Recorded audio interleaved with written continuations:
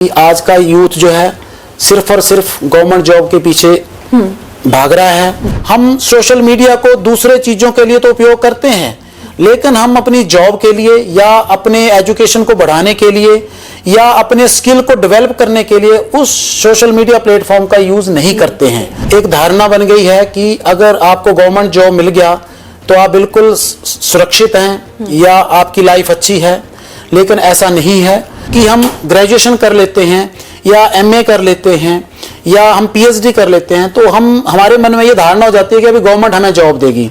ऐसा नहीं है। टीचर्स होते हैं, उनको बच्चे की बिकॉज वो बच्चे को जब 2 साल तक पढ़ाते हैं या 3 साल तक पढ़ाते हैं तो बच्चे का पोटेंशियल या कैपेबिलिटीज का उन टीचर्स को पता होता है। तो एटलीस्ट वो कैरियर काउंसलिंग की एक ऐसा सेशन चलाएं ताकि बच्चे सही स्ट्रीम लें। एक स्टूडेंट की जिंदगी में एम्प्लॉयमेंट और शिक्षा बहुत जरूरी चीजें हैं, लेकिन आज की शिक्षा प्रणाली क्या स्टूडेंट्स के लिए, यूथ के लिए एम्प्लॉयमेंट के दरवाजे खोल रही है? कुछ ऐसे ही सवालों के जवाब के लिए आज हमारे साथ हमारे स्टूडियो में मौजूद हैं अजय कुमार शर्मा जी, जो कि एक एजुकेशनलिस्ट है। तो सबसे पहले सर, स्वागत है आपका हमारे स्टूडियो में। तो आपसे मेरा ये सबसे पहला सवाल रहेगा कि एम्प्लॉयमेंट के लिए क्या रास्ते हैं स्टूडेंट्स के लिए, स्टूडेंट्स क्या करें जिससे उनको एम्प्लॉयमेंट इजीली मिले? क्योंकि आज का यूथ ऐसा है कि वो कितना भी पढ़ ले रहा है, कितना पढ़ लिख जा रहा है, पीएचडी तक डिग्री ले रहा है, लेकिन फिर भी अनएम्प्लॉयड है। धन्यवाद, आपने मेरे को न्यूज़ रडार के स्टूडियो में बुलाया। बहुत ही प्रसिद्ध चैनल, बहुत ही प्रसिद्ध न्यूज़पेपर है ये, इसके लिए बहुत बहुत धन्यवाद जी। और अगर आप अनएम्प्लॉयमेंट की बात करें तो सबसे पहले जो हमारा एजुकेशन सिस्टम है उसमें बदलाव होना चाहिए जी। ताकि यूथ को स्किल किया जाए। क्योंकि अगर कोई ये कहे कि जॉब की कमी है तो अगर हम इंडस्ट्रीज़ या कॉरपोरेट की तरफ देखें तो बहुत सारे जॉब्स हैं, लेकिन हमारे यूथ उसके अनुसार जो है फिट नहीं बैठते हैं क्योंकि उनके पास उसके अनुसार स्किल एजुकेशन नहीं है। तो हमारी गवर्नमेंट्स को चाहिए कि जो भी डिमांड्स हमारी इंडस्ट्रीज़ या हमारी कंपनीज़ की होती हैं उनके अकॉर्डिंगली कोई ऐसा सेटअप बनाया जाए जिससे यूथ पढ़े और उन कंपनीज़ की रिक्वायरमेंट को पूरा कर सके ताकि उनको वो जॉब मिल सके। और एक और रीज़न है कि आज का यूथ जो है सिर्फ और सिर्फ गवर्नमेंट जॉब के पीछे भाग रहा है, जबकि आप देखें तो प्राइवेट सेक्टर में भी बहुत बेहतर जॉब्स हैं, लेकिन जो हमारा सिस्टम है उसमें इतनी सारी अवेयरनेस की कमी है। चाहे वो स्कूल ले लें, बिकॉज जब कोई चीज़ होती है तो बच्चों को पता ही नहीं होता है कि ये भी कोई, इसमें भी हम अप्लाई कर सकते हैं या इस प्रकार की भी हम एजुकेशन को प्राप्त कर सकते हैं। सर, तो इसमें दोष किसका है? क्योंकि हम अगर यूथ भाग रहा है गवर्नमेंट जॉब्स के पीछे तो इसमें मतलब ऐसा तो नहीं है कि हर तरह का यूथ जो है गवर्नमेंट जॉब के पीछे है, क्योंकि कुछ ऐसे भी हैं जो गवर्नमेंट जॉब के पीछे नहीं है। लेकिन इसमें आप दोषी किसे ठहराया जाए कि आप इस तरफ सरकारी नौकरी की तरफ जा रहे हैं और पब्लिक सेक्टर जो हमारा प्राइवेट जॉब सेक्टर है उसकी तरफ यूथ नहीं बढ़ रहा है? क्योंकि ऐसा नहीं है कि सरकारी जॉब्स ही हैं, क्योंकि यहाँ पर ऐसी प्राइवेट जॉब्स ऐसी भी हैं जहाँ पर यूथ जो है बहुत आगे तक बढ़ सकता है। तो आप क्या कहना चाहेंगे इस बारे में? सबसे पहले मैं इसके लिए जिम्मेवार समझता हूँ सिस्टम को, क्योंकि जो हमारा यूथ है उसमें अवेयरनेस नहीं है इसके बारे में। तो अगर किसी यूथ को अवेयरनेस देनी है तो वो सिस्टम की जिम्मेवारी है।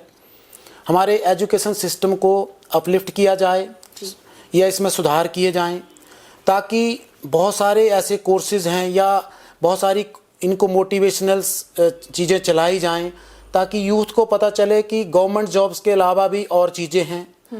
क्योंकि एक धारणा बन गई है कि अगर आपको गवर्नमेंट जॉब मिल गया तो आप बिल्कुल सुरक्षित हैं या आपकी लाइफ अच्छी है, लेकिन ऐसा नहीं है। क्योंकि अगर समाज बढ़ रहा है या देश तरक्की कर रहा है तो उसको जो सबसे बड़ा कारण है वो लोग जो प्राइवेट सेक्टर में काम कर रहे हैं या जो कॉरपोरेट वर्क कर रहा है उसकी वजह से हैं।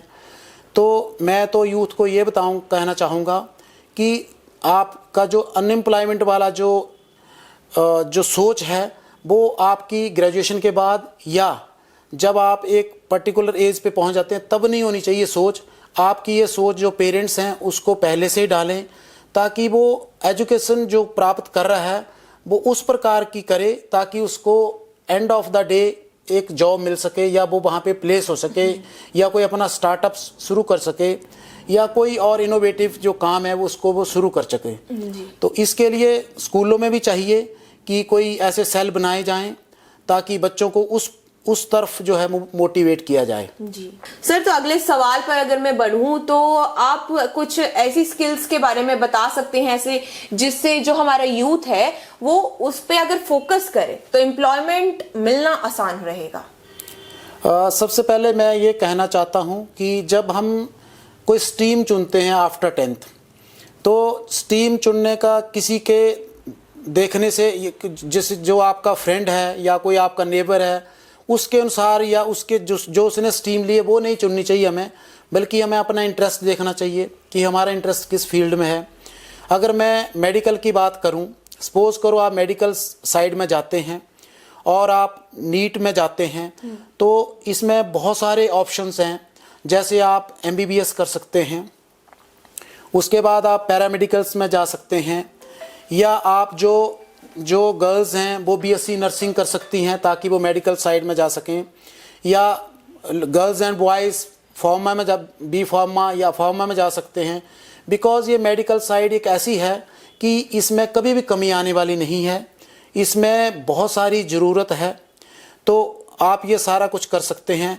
या इवन आप देखोगे तो जो मेडिसिन जो बनाई जाती हैं उसके रिलेटेड हैं, और इवन आल्सो कि इसमें रेडियोलॉजिस्ट हैं, या अगर गवर्नमेंट जॉब में देखें तो ऑपरेशन थिएटर असिस्टेंट की पोस्टें खाली रहती हैं, लेकिन कोई भी बच्चा ऐसा नहीं होता है कि जिसने ये कोर्स किए होते हैं। तो ये बहुत सारी चीज़ें हैं मेडिकल साइड्स में। या फिर मेडिकल का बच्चा अगर ग्रेजुएशन करता है उसमें, तो वो UPSC या जो भी अपना IFS वगैरह में भी तैयारी कर सकता है। या इवन आप मैथ की साइड जाएं, नॉन मेडिकल की साइड जाएं, तो आप इंजीनियरिंग करें। अभी कहा जाता है कि आज की डेट में इंजीनियरिंग में भी अनएम्प्लॉयमेंट है, लेकिन ऐसा बिल्कुल नहीं है। बिकॉज जब आप इंजीनियरिंग करते हैं तो आपके पास बहुत सारे ऑप्शंस आ जाते हैं। अगर सपोज करो आप इंजीनियरिंग करते हैं तो आप उस करते करते आर्मी में भी जा सकते हैं।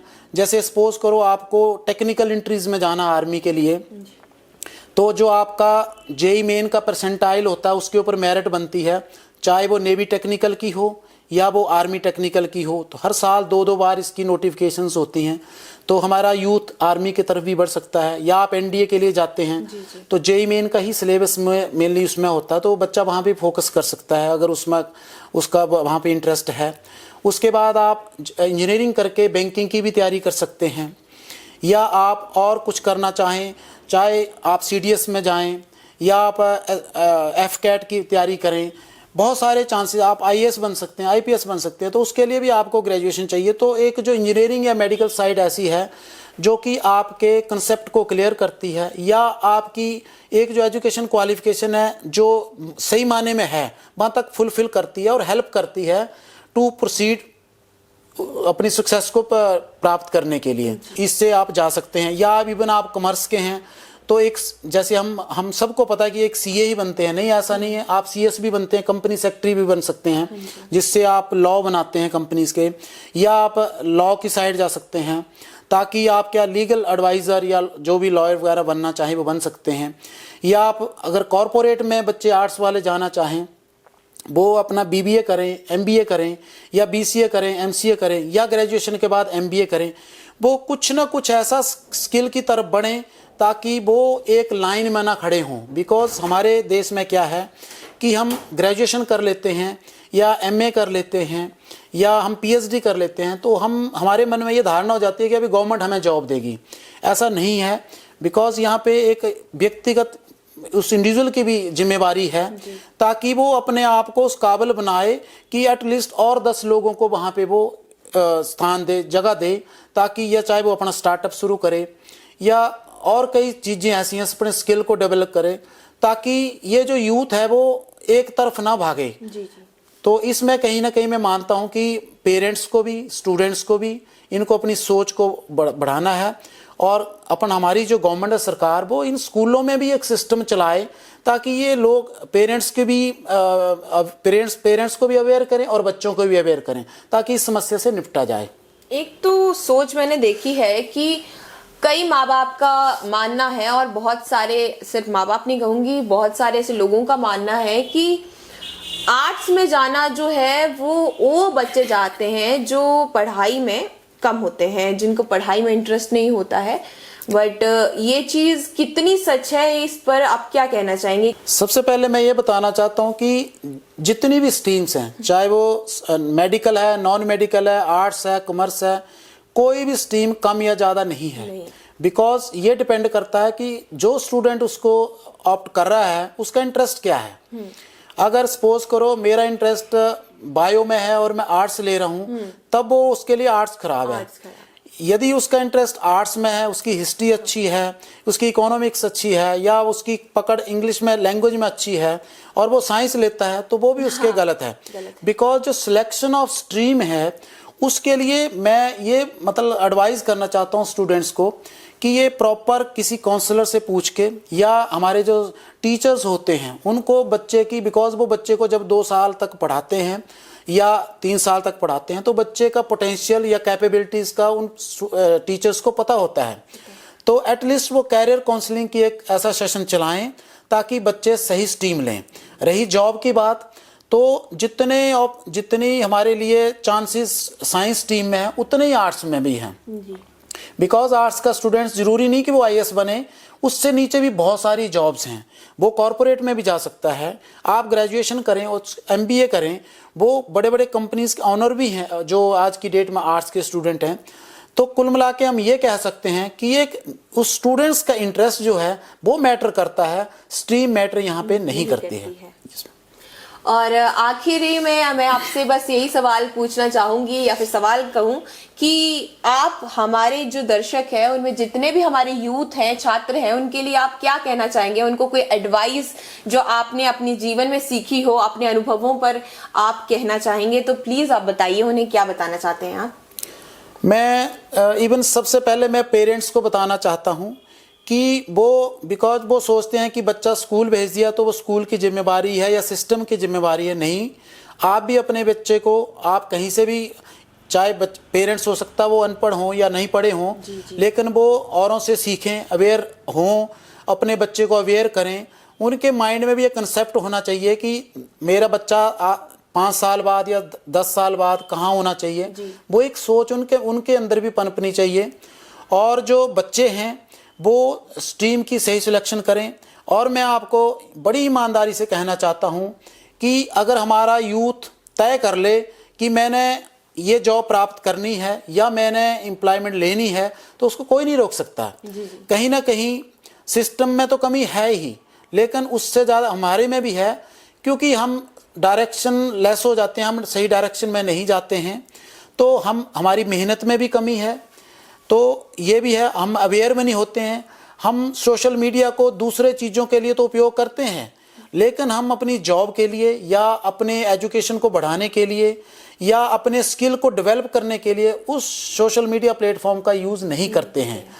साथ ही साथ मैं यूथ को ये भी बताऊंगा कि अपना फ्रेंड सर्कल अच्छा रखें, अच्छे फ्रेंड चुनें, और जितनी भी नई इनोवेशंस हो रही हैं या नई चीज़ें हो रही हैं, मैं आपको एग्जांपल दूं, जैसे जो एविएशंस के कोर्स हैं, अब अभी हमारी जो एक्सपेंड हो रहा है, जैसे एयर सिस्टम एक्सपेंड हो रहा है, बहुत सारे एयरपोर्ट बन रहे हैं, तो बहुत सारी जॉब्स हैं उसमें। या आप मेडिकल साइड में जाओ, बहुत सारे हॉस्पिटल्स बन रहे हैं, तो उसमें चाहे रेडियोलॉजिस्ट हो, चाहे असिस्टेंट कोई और हो, ऑपरेशन थिएटर का हो, या और बहुत सारी स्किल हैं, उनको डेवलप करें अपने अंदर, उनके कोर्सेज करें, पहले फाइंड आउट करें, और किसी लाइन के पीछे ना लगें कि मेरे फ्रेंड ने ये किया तो मैं ये करूँगा। नहीं, अपने इंटरेस्ट को पहचानें और अपने जो इंटरेस्ट है उसके पीछे दिन रात एक कर दें, और उसके बारे में इंफॉर्मेशन लें, और जो उन फील्ड्स में आगे निकला हुआ है उनके बारे में पढ़ें कि कैसे कैसे उन्होंने किया है। तो मेरा ये मानना है कि मैं ईमानदारी से बताऊं तो वो पक्का 100% वो है, उसमें वो सफल होंगे। Sir thank you for the interview और आई होप आपको हमारा ये इंटरव्यू ये सेशन पसंद आया हो, आपको आपके क्वेश्चंस के आंसर मिले हो। तो आज के लिए बस इतना ही।